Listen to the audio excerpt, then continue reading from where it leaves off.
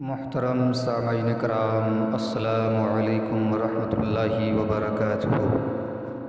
صلوا علی الحبیب، اللہ رب محمد صلی اللہ علیہ وسلم، نحن عباد محمد صلی اللہ علیہ وسلم، صلاۃ و سلام علیک یا رسول اللہ صلی اللہ تعالی علیہ وآلہ وسلم۔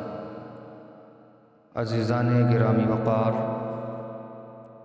اس سے پہلے کی ویڈیو میں آپ حضرات نے بچے کی پرورش، اس کے ختنے کے تعلق سے، رضاعت کے ایام کے تعلق سے سماعت فرمایا۔ آج کی اس گفتگو میں بچوں کے چند حقوق اور لے کر کے میں حاضر آیا ہوں۔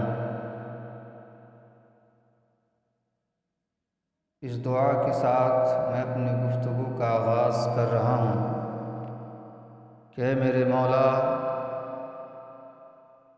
ہم سبھی کو تمام وباؤں سے، مصیبتوں سے امان عطا فرما، ہماری مشکلوں کو، مصیبتوں کو آسانیوں میں تبدیل فرما۔ مولا، ہم گنہگار ہیں، سیاہ کار ہیں، بدکار ہیں۔ میرے پروردگار، ہماری بدکاریاں بہت چھوٹی ہیں، تیری رحمت بہت بڑی ہے۔ میرے مولا، ہم سب پر اپنا فضل و کرم فرما، اپنا رحم فرما۔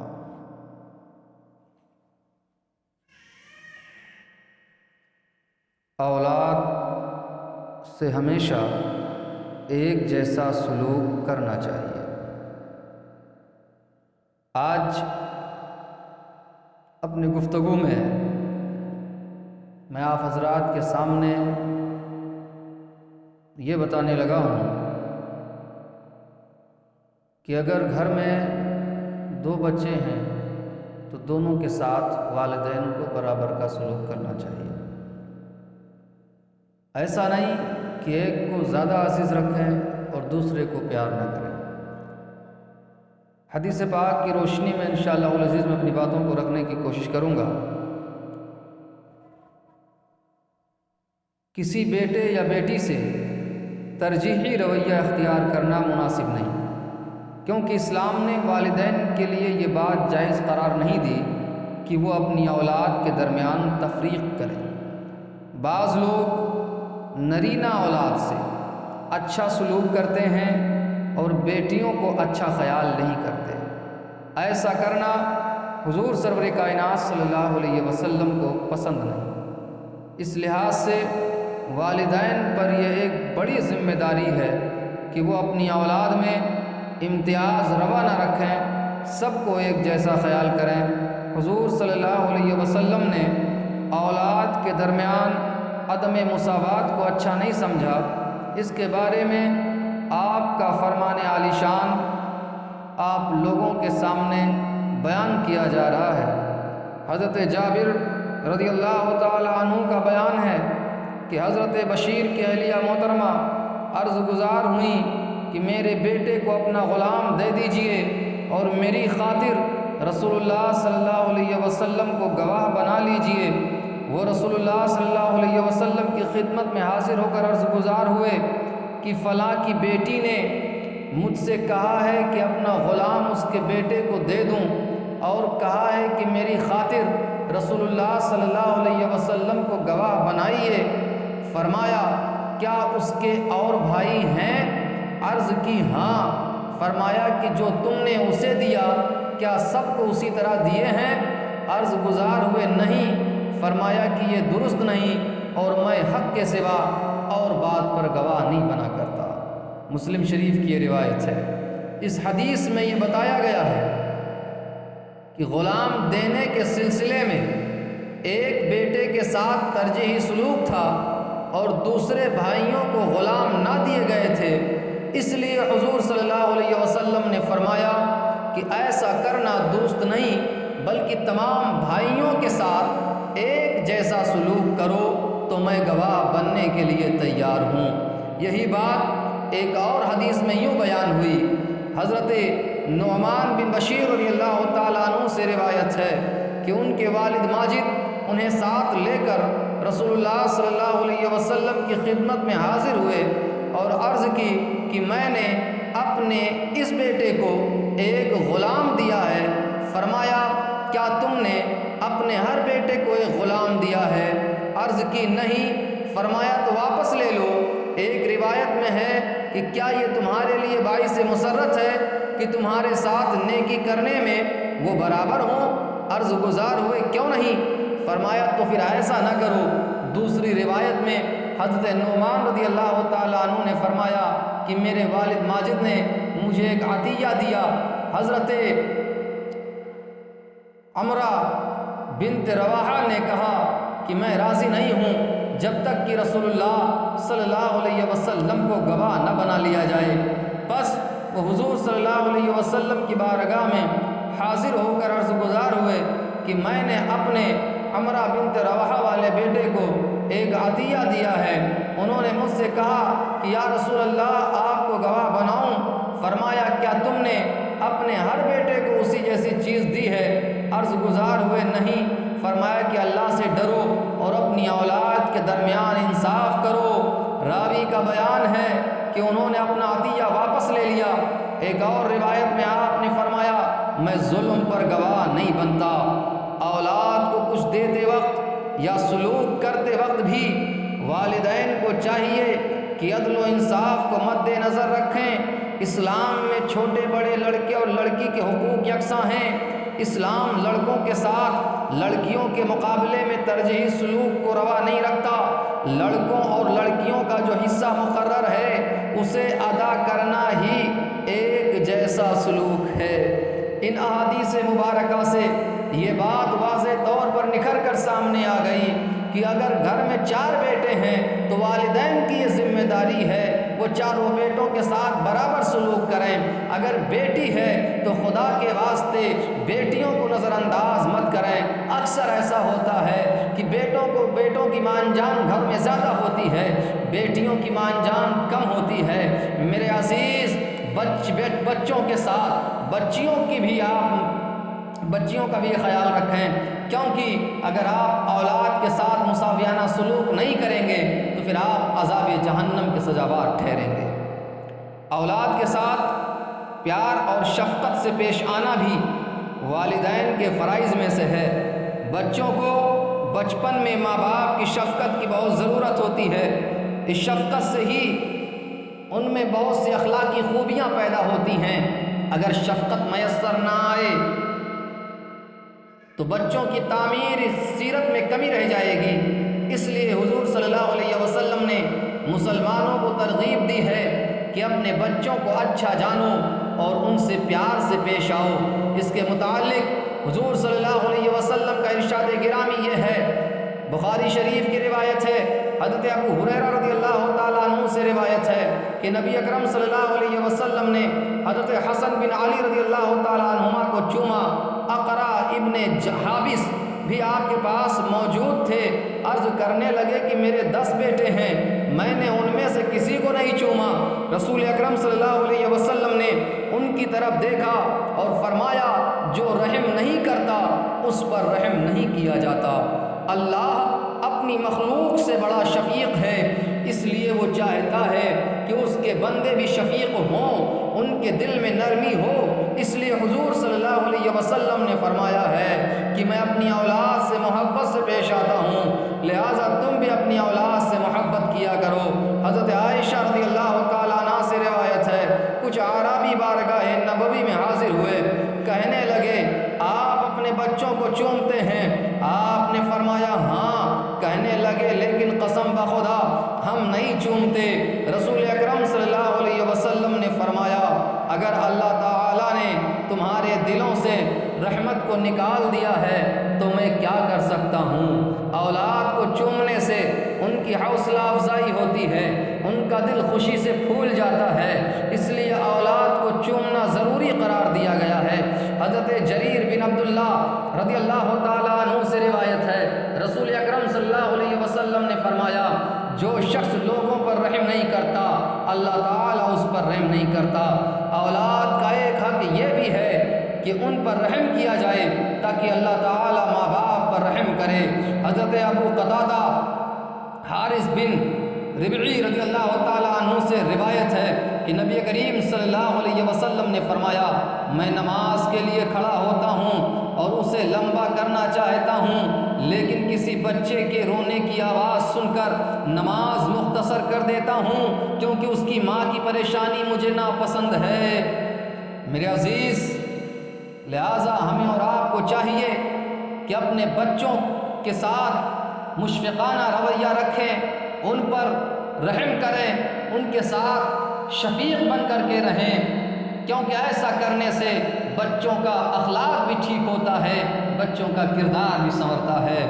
بچہ یا بچی جب سمجھنے کے قابل ہو جائے تو پاکی اور ناپاکی کی تعلیم دی جائے، اسے جسم اور لباس کو پاک رکھنا سکھایا جائے، پیشاب کے بعد طہارت یعنی استنجا کا طریقہ بتایا جائے، اسے وضو اور غسل کرنا سکھایا جائے، نماز یاد کرائی جائے، 7 سال کی عمر تک ہر صورت میں اسے نماز کی تعلیم دیں، پھر عملاً اسے نمازی بنا دیا جائے۔ لہٰذا یاد رہے کہ ہر مسلمان ماں باپ کے لیے ضروری ہے کہ وہ بچوں کو دین سکھائیں، کیونکہ دین سے دنیا اور آخرت سنورتی ہے۔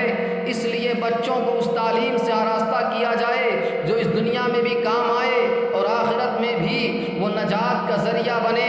بعض لوگ اپنے بچوں کو دنیاوی تعلیم تو بڑی توجہ سے دیتے ہیں لیکن انہیں دین نہیں سکھاتے۔ اولاد سے محبت اور شفقت کرنے کے ساتھ ساتھ انہیں دین سکھانا بھی اشد ضروری ہے۔ دنیا کی نصابی تعلیم کے ساتھ دین کی باتیں بھی بچوں کے ذہن میں بٹھانی چاہیے تاکہ جو بچہ یا بچی جوان ہو تو اس کے ذہن میں اللہ کا دین راسخ ہوتا جائے۔ ایک اور حدیث پاک میں ہے کہ بچے جب 7 سال کے ہو جائیں تو انہیں نماز ضرور سکھاؤ۔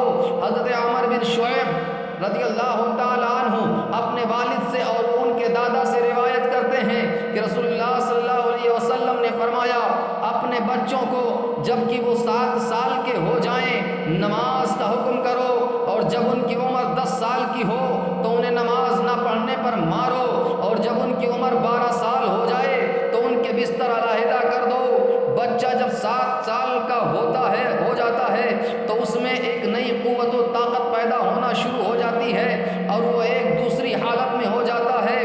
جیسا کہ اپنے مقام میں اس کی وضاحت کر دی گئی ہے تو مناسب ہوا کہ اسے نماز کا حکم دیا جائے کہ وہ 7 برس اور گزرنے پر حد بلوغت کو پہنچ جاتا ہے، اور جب کہ وہ عمر کے پہلے دہائی کو پہنچتا ہے تو اس قابل ہو جاتا ہے کہ اسے نماز کی تاکید کی جائے اور زور دیا جائے۔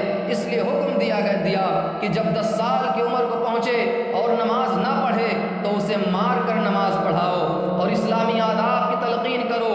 اسی بنا پر یہ بھی فرمایا کہ اس عمر میں پہنچ کر بہن بھائیوں کو الگ الگ بستروں میں سلایا جائے کہ یہ حد بلوغ کو پہنچے اور شہوت نفس پیدا ہونے کا وقت اور فتنہ میں مبتلا ہونے کا امکان ہے۔ 7 سال کی عمر ہونے پر بچے کو نماز سکھانے کے بارے میں حضرت عبداللہ بن عمر بن عاص رضی اللہ تعالیٰ عنہ سے ایک روایت میں یوں مروی ہے کہ حضور صلی اللہ علیہ وسلم نے فرمایا کہ اپنی اولاد کو 7 سال کا ہونے پر نماز کا حکم کرو اور نماز نہ پڑھنے پر ان کو مارو۔ جب وہ 10 سال کے ہو جائیں اور ان کے بچھونے الگ الگ کر دو۔ نماز کی تعلیم کے ساتھ ہی جب روزہ رکھنے کے قابل ہو جائے تو اسے روزہ رکھنے کی بھی تلقین کی جائے تاکہ بچہ شروع ہی سے ان عبادات کے احکام سیکھ لے اور نو عمری ہی سے ان کو ادا کرنے اور ان کے حقوق پورا کرنے کا عادی بن جائے، اور اسی طرح اللہ کی اطاعت، اس کے حق کو پورا کرنے، اس کا شکریہ ادا کرنے اور اس کی طرف متوجہ ہونے اور اس سے التجا کرنے اور اس کی ذات پر بھروسہ کرنے اور اس پر کامل اعتماد کرنے اور ہر پریشانی اور تکلیف کے وقت اسی کی طرف متوجہ ہونے اور اسی کے حکم پر گردن جھکانے کا عادی بن جائے۔ اپنی اولاد کو قرآن پاک سکھانا نہایت ہی ضروری ہے، کیونکہ قرآن پاک مسلمانوں کی مذہبی کتاب ہے، اس لیے مسلمان بچوں کا قرآن کا جو جاننا لازمی ہے۔ تاکہ بڑے ہو کر اولاد کو معلوم ہو کہ کلام الہی میں کیا کیا احکامات ہیں، اس طرح آسانی سے اطاعت الہی پر عمل ہو سکے گا۔ احادیث میں علم سیکھنے پر بڑا زور دیا گیا ہے۔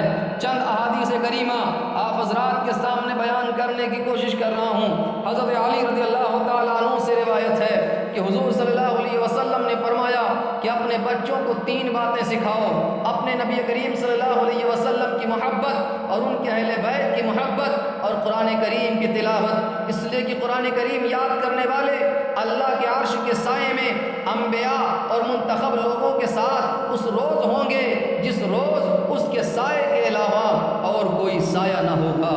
قرآن پاک کی تعلیم کو حاصل کرنا بڑا عظیم کام ہے۔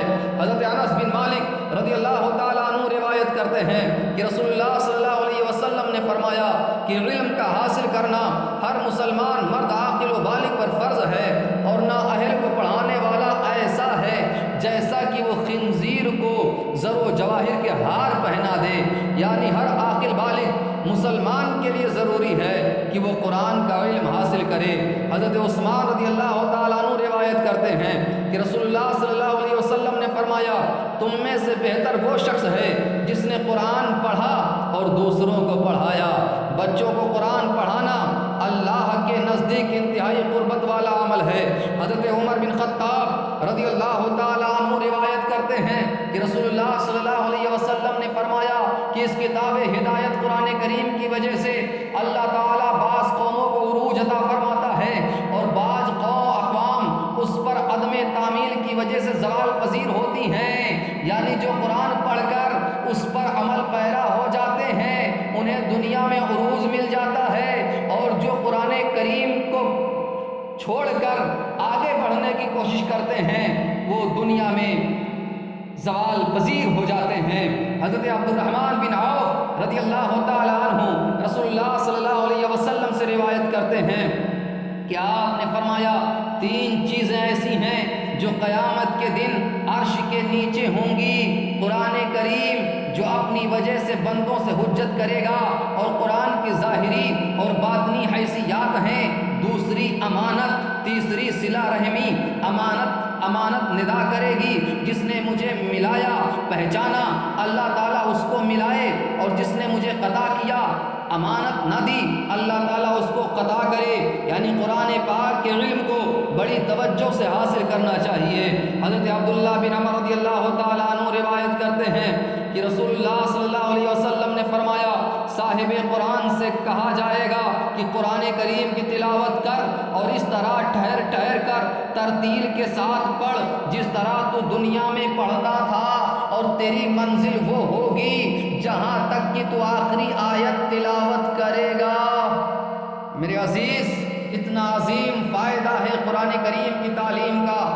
ہر ماں باپ کو یہ جان لینا چاہیے کہ بچپن میں جو اچھی یا بری عادتیں بچوں میں پختہ ہو جاتی ہیں وہ عمر بھر نہیں چھوٹتی، اس لیے ماں باپ کو لازم ہے کہ بچوں کو بچپن ہی میں اچھی عادتیں سکھائیں اور بری عادتوں سے بچائیں۔ جو لوگ یہ کہہ کر کہ ابھی بچہ ہے بڑا ہوگا تو ٹھیک ہو جائے گا، بچوں کو شرارتوں اور غلط عادتوں سے نہیں روکتے، وہ لوگ در حقیقت بچوں کے مستقبل کو خراب کرتے ہیں اور بڑے ہونے کے بعد بچوں کے برے اخلاق اور گندی عادتوں پر روتے اور ماتم کرتے ہیں۔ اس لیے نہایت ضروری ہے کہ بچپن ہی میں اگر بچوں کی کوئی شرارت یا بری عادت دیکھیں تو اس پر روک ٹوک کرتے رہیں، بلکہ سختی کے ساتھ ڈانٹتے پھٹکارتے رہیں، اور طرح طرح سے بری عادتوں کی برائیوں کو بچے کے سامنے ظاہر کر کے بچوں کو ان خراب عادتوں سے نفرت دلاتے رہیں، اور بچوں کی خوبیوں اور اچھی اچھی عادتوں پر خوب شاباش کہہ کر ان کی حوصلہ افزائی کریں، بلکہ کچھ انعام دے کر ان کا حوصلہ بلند کریں۔ اس سے قبل بچوں کے حقوق کے بیان میں بچوں کے لیے بہت سی مفید باتیں ہم بیان کر چکے ہیں، اب اس سے کچھ زائد باتیں بھی ہم بیان کرنے کی کوشش کرتے ہیں۔ ماں باپ پر لازم ہے کہ ان باتوں کا خاص طور پر دھیان رکھیں تاکہ بچوں اور بچیوں کا مستقبل روشن اور شاندار ہو جائے۔ خراب لڑکوں اور لڑکیوں کی صحبت سے اور ان کے کے ساتھ کھیلنے سے بچوں کو روکیں اور کھیل تماشوں کے دیکھنے سے، ناچ گانے، سنیما تھیٹر وغیرہ لغویات سے بچوں اور بچیوں کو خاص طور پر بچائیں۔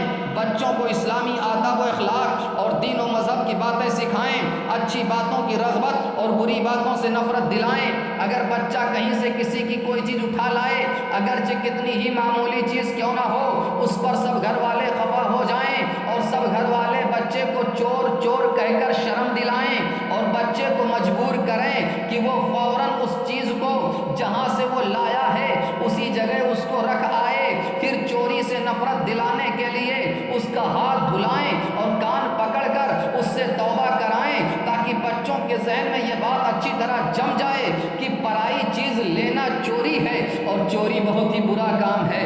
غصہ کرنا اور بات بات پر روٹھ کر منہ پھلانا، بہت زیادہ اور بہت زور سے ہنسنا، خواہ مخواہ بہن بھائیوں سے لڑنا جھگڑنا، چغلی کرنا، گالی بکنا، ان حرکتوں پر لڑکوں اور خاص کر لڑکیوں کو بہت زیادہ تنبیہ کرو۔ ان بری عادتوں کا پڑ جانا عمر بھر کے لیے رسوائی کا سامان ہے۔ چلا کر بولنے اور جواب دینے سے ہمیشہ بچوں کو روکو، خاص کر بچیوں کو تو خوب خوب ڈانٹ پھٹکار کرو، ورنہ بڑی ہونے کے بعد بھی یہی عادت پڑی رہے گی تو میکے اور سسرال دونوں جگہ سب کی نظروں میں ذلیل و خوار بنی رہے گی اور منہ پھٹ اور بدتمیز کہلائے گی۔ بچے غصے میں اگر کوئی چیز توڑیں پھوڑیں یا کسی کو مار بیٹھیں تو بہت زیادہ ڈانٹو، بلکہ مناسب سزا دو تاکہ بچے پھر ایسا نہ کریں۔ اس موقع پر لاڈ پیار نہ کرو، بچوں کو بچپن ہی سے اس بات کی عادت ڈالو کہ وہ اپنا کام خود اپنے ہاتھ سے کریں، وہ اپنا بچھونا خود اپنے ہاتھ سے بچھائیں اور صبح کو خود اپنے ہاتھ سے اپنا بستر لپیٹ کر اس کی جگہ پر رکھیں، اپنے کپڑوں اور اپنے زیوروں کو خود سنبھال کر رکھیں۔ لڑکیوں کو برتن دھونے اور کھانے پکانے، گھروں اور سامانوں کی صفائی ستھرائی اور سجاوٹ، کپڑا دھونے، کپڑا رنگنے، سینے پرونے کا سب کام ماں کو لازم ہے کہ بچپن ہی سے سکھانا شروع کر دے اور لڑکیوں کو محنت و مشقت اٹھانے کی عادت پڑ جائے۔ اس بات کی کوشش کرنی چاہیے بچوں اور بچیوں کو کھانے پہننے اور لوگوں سے ملنے ملانے اور محفلوں میں اٹھنے بیٹھنے کا طریقہ اور سلیقہ سکھانا ماں باپ کے لیے ضروری ہے۔ بچوں سے کوئی نہ کوئی محنت کا کام لیا کرو، مثلا لڑکوں کے لیے لازم ہے کہ وہ کچھ دور دوڑ لیا کریں اور لڑکیاں چرخہ چلائیں یا چکی پیس لیں تاکہ ان کی صحت ٹھیک رہے۔ بچوں کے سامنے زیادہ کھانے کی برائی بیان کرتے رہو اور ہر وقت کھاتے پیتے رہنے سے بھی بچوں کو نفرت دلاتے رہو۔ مثلاً یوں کہا کرو کہ جو زیادہ کھاتا ہے وہ جنگلی اور بدو ہوتا ہے، اور ہر وقت کھاتے پیتے رہنا یہ بندروں کی عادت ہے۔ بچوں کی ہر ضد پوری مت کرو کہ اس سے بچوں کا مزاج بگڑ جاتا ہے اور وہ ضدی ہو جاتے ہیں اور یہ عادت عمر بھر نہیں چھوٹتی ہے۔ اور لڑکوں اور لڑکیوں کو ضرور کوئی ایسا ہنر سکھا دو جس سے ضرورت کے وقت وہ کچھ کما کر بسر اوقات کر سکیں، مثلا سلائی کا طریقہ یا موزہ، بنیان اور سویٹر بننا یا رسی بٹھنا یا چرخہ کاٹنا۔ خبردار خبردار، ان ہنر کی باتوں کو سکھانے میں شرم اور عار محسوس نہ کرو۔ لڑکیوں کو لباس اور زیور سے آراستہ اور بناؤ سنگار کے ساتھ رکھیں تاکہ لوگ رغبت کے ساتھ نکاح کا پیغام دیں۔ ہاں، اس کا خیال رکھیں کہ وہ زیورات پہن کر باہر نہ نکلیں کہ چوروں اور ڈاکوؤں سے جان کا خطرہ ہے۔ بچیوں کو بالا خانوں پر نہ رہنے دیں کہ اس میں بے حیائی کا خطرہ ہے۔ بچے اور بچیاں کوئی کام چھپ چھپا کر کریں تو ان کی روک ٹوک کرو کہ یہ اچھی عادت نہیں ہے۔ بعض عورتیں اپنے بچوں کو مٹھائی کثرت سے کھلایا کرتی ہیں، یہ سخت نقصان دہ ہے۔ مٹھائی کھانے سے دانت خراب اور معدہ کمزور ہو جاتا ہے اور بکثرت سفراوی بیماریاں، پھوڑے اور فنسی کا روگ بچوں کو لگ جاتا ہے۔ مٹھائیوں کی جگہ گلوکوز کے بسکٹ بچوں کے لیے اچھی غذا ہے۔ نیا میوہ، نیا پھل پہلے بچوں کو کھلائیں پھر خود کھائیں کہ بچے بھی تازہ پھل کھائیں۔ بچوں کو نیا پھل دینا اچھا ہے۔ والدین کا فرض ہے کہ جب بچے جوان ہو جائیں تو ان کی شادی کر دیں، لیکن شادی میں لڑکے اور لڑکی کا رضامند ہونا ضروری ہے، کیونکہ اسلام میں زبردستی نہیں۔ حضرت ابو ہریرہ رضی اللہ تعالیٰ عنہ سے روایت ہے کہ رسول اکرم صلی اللہ علیہ وسلم نے فرمایا کہ بیوہ عورت کا اس وقت تک نکاح نہ کیا جائے جب تک اس کی اجازت حاصل نہ کر لی جائے۔ اسی طرح کنواری عورت کا نکاح نہ کیا جائے جب تک اس سے دریافت نہ کیا جائے۔ غرض کہ اسلام نے شادی میں مرد اور عورت کا حق ایک ایک جیسا رکھا ہے، لیکن لڑکے کے لیے مزید بالادستی یہ رکھی ہے کہ اگر وہ لڑکی کو ایک نظر دیکھ بھی لے تو اس میں کوئی حرج نہیں۔ حضرت عبداللہ ابن عباس رضی اللہ تعالیٰ عنہما سے روایت ہے کہ رسول اکرم صلی اللہ علیہ وسلم نے فرمایا، جس گھر میں بچہ پیدا ہو وہ اسے اچھا نام دے، اس کی تربیت کرے، جب بالغ ہو جائے اس کی شادی کرے۔ اگر بالغ ہونے پر اس کی شادی نہ کی اور وہ گناہ میں پڑ گیا تو اس گناہ میں اس کا باپ بھی شریک ہوگا۔ اسی طرح لڑکی کے بارے میں حضرت عمر رضی اللہ تعالیٰ عنہ سے روایت ہے کہ رسول اکرم صلی اللہ علیہ وسلم نے فرمایا ہے کہ جب لڑکی 12 برس کی ہو جائے، عرب میں یہ بلوغت کی عمر تھی، اور اس کے والدین شادی نہ کریں، تو اب اگر اس لڑکی سے کوئی گناہ ہو گیا تو اس گناہ کی ذمہ داری باپ اور ماں کی ہوگی۔ حضرت انس رضی اللہ تعالیٰ عنہ سے روایت ہے کہ رسول اکرم صلی اللہ علیہ وسلم نے فرمایا، جب بچہ 1 ہفتے کا ہو جائے تو اس کا عقیقہ کرو، نام رکھو اور اسے پاک کرو۔ 6 سال کا ہو جائے تو اسے آداب کی تعلیم دو، 9 سال کا ہو جائے تو اس کا بستر علیحدہ کر دو، اور 13 سال کا ہو جائے تو نماز نہ پڑھنے پر سزا دو، مارو پیٹو۔ 16 سال کا ہو جائے تو اس کی شادی کر دو اور اس کا ہاتھ پکڑ کر کہو کہ لو بیٹا، میں نے تجھے پالا پوسا، ادب و تہذیب سے آراستہ کیا، جن چیزوں کی تعلیم لازمی تھی وہ تجھے دلوائی، اور اب تیرا نکاح بھی کر دیا، بس اب اس دنیا میں تیرے فتنے سے اور آخرت میں تیرے عذاب سے اللہ تعالیٰ کی پناہ مانگتا ہوں۔ میرے عزیز، یہ وہ باتیں ہیں